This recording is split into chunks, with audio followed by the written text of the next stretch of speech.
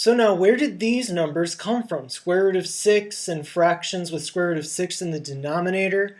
So when we do Gram-Schmidt orthonormalization, square roots are bound to come up, and that's because when we normalize vectors, when we find the norm or find their magnitude, that's a square root operation.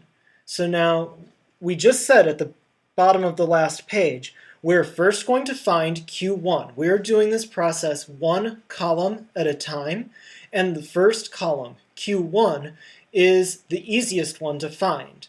We start by taking our given vector, the 1, 2, -1, and we normalize it. So by normalizing it means that we find its magnitude. And can you do that computation? If you haven't done it yet, pause this video and do that. Pause. And now that you've found that that magnitude is square root 6, you know that that's what you're going to have to take out of that vector 1, 2, -1 in order to come up with a unit normal vector for Q1 hat, putting the hat over it.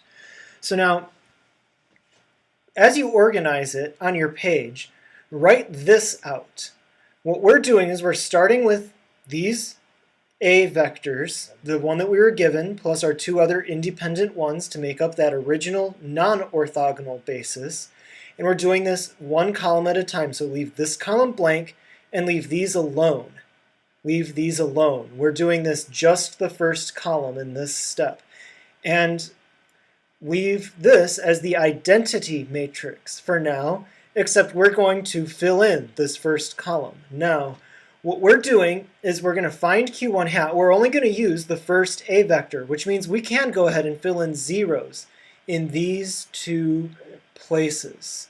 So now when we did systems of equations and found the LU factorization of a matrix, we were working toward making the upper triangular matrix, and we were factoring things out on the left, and those were row operations. The L matrix stored our row operations.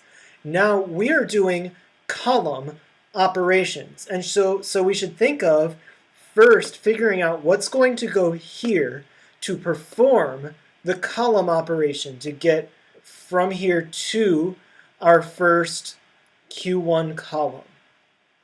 So now that norm we said was the square root of 6. So I'm going to write the square root of 6 up there.